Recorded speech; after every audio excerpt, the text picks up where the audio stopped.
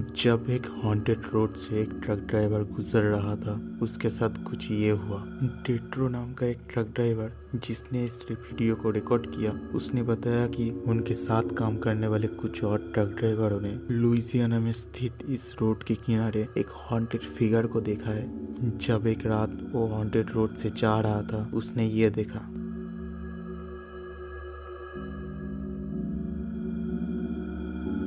एक सफेद लड़की को जो जमीन पे रेंग रहा है। आप इस वीडियो में भी देख सकते हो उसे।